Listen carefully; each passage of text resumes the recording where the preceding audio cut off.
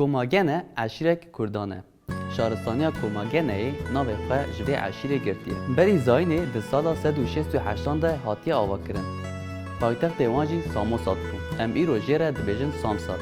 Samsat navçeya Semsûrê ye. Piştî belavbûna Împaratoriya Medya Şaristaniya herî girîng a kurdanê. Navê wan ji gotinên kom û gel pêktê. Ev her du peyv tên cem hev û dibe Koma-gel. Bi demê re guherî û biye Komagene.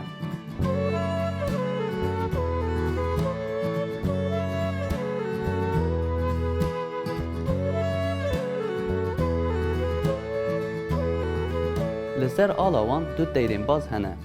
Pişta teyran li hev, lê serê xwe zivirandine û lûriyê hev dinêrin. Di navbera her du teyrên baz de roj heye. Her wiha heman sembol li ser pereyê wan jî heye. Di gelek tabletên Şaristaniyên Rojhilata navîn de navê Şaristaniya Komagene derbas dibe. Di tabletan de qala qiratiya Komûhû tê kirin. Ku pêşengên Komagene. Weke gelek Şaristaniyên Kurd ew jî bi êrîşên dewletên hêzdar ên der û dor re rûbirû mane. Di encama van êrîşan de neçar maye ku bacê bide van dewletan. Navê rêveber an jî qiralên wan Nemird an got Nemrûd bûye. An got Nemir û Namir. Bi demê re bûye Nemird. Tirkan jî kiriye Nemrûd. Çiyayê Nemrûd navenda qiralên Kurd ên Komagene bûye. Ev der ji bo merasim û mîrîcanan jî hatiye bikaranî. Çiyayê Nemrûdê ji Semsûrê 103 kilometre dûr li aliyê Rojhilat dikeve. Nêzîkî gundekî kolikê an got Kehtayê ye. Çiya dikeve aliyê Rojavayê çemê Firatê. Li ser vî çiyayê hîn peyker û tumûdûsek ku ji dema dewleta Komageneyê mane hene. Çiya ji deryayê 10,150 metre bilind e û 5 metre jî bilindahiya gir e. Ev der di lîsteya mîrasa çanda cîhanê de ye û wekî bedewtirîn berhemên cîhanê ya heştemîn tê qebûl kirin. Li ser çiya peykerên xweda, xwedawend û qiralên Komagene yên bi navê Nemrûd hene. Her wa peykerên şêr û teyrên baz jî hene. Peykerên çiyayê Nemrûdê û gora pîroz di sala 1881 de hatiye keşfkirin. Peykerên ku hatine çêkirin ji 10,000 salî zêdetir in li vê derê ne. Lê hîn jî li piyan e. Ew seriyên ku li erdê ne ji ser gewdeyên xwe ketine xwarê. Her peykerek tevî gewdeyê xwe nêzîkî 12 metre bilind e. Qiralê wan ê herî bi nav û deng Antikosê yekemîn e.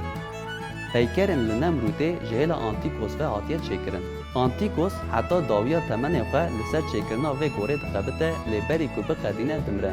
Hîn jî ciyê cenazê wî nehatiye dîtin. Tê texmîn kirin ku di hundirê gir de ye lê heta niha tevî ku gelek lêkolîn hatine kirin jî cenazeyê wî nehatiye dîtin. Di heman demê de tirba xwe jî li vir çêkiriye. Antikosê yekemîn di qeydên hiştî de diyar dike ku wî Nemrûd wekî wargeha hemû xweda û xwedawendan ava kiriye. Şaristaniya Komagene di mîmariyê de gelek pêş ketiye. Peyker mîna senteza, çanda rojava û Rojhilat çêkirine. Ev asta hişmendî, çandî, bawerî û siyasiya serdama Komagene nîşan dide. Hemû cudayî mîna dewlemendiyê dîtine. Rêz ji xweda û xwedawendên hemû gelan re girtine. Ev şaristaniya dewlemend piştî hatina Roma ya Anatoliya navîn nikare hebûna xwe biparêze. Împaratoriya Roma êrîşê qiratiya Komagene kiriye û piştî zayînê di sala 72 de dawî li Komagene aniye.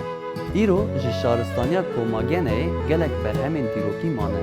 Ev di aliyê mîmarî, çandî û hunerî de gelek nirxbuhan e.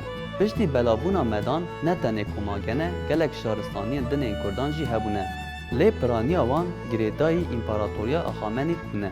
Navê wan wihan e: Tîbaranê, Fasean, Mardiya, Xaldî, Kortea, Kordiyene, Sambatê, Adiabene, Kardu, Medya, Para etakene, Sofene. Sasanî û Roma tevahiya van Şaristaniyên Kurdan bi xwe ve girê dane û ji holê rakirine. Mîna eşîrek û mîrektiyên biçûk hebûna xwe domandine.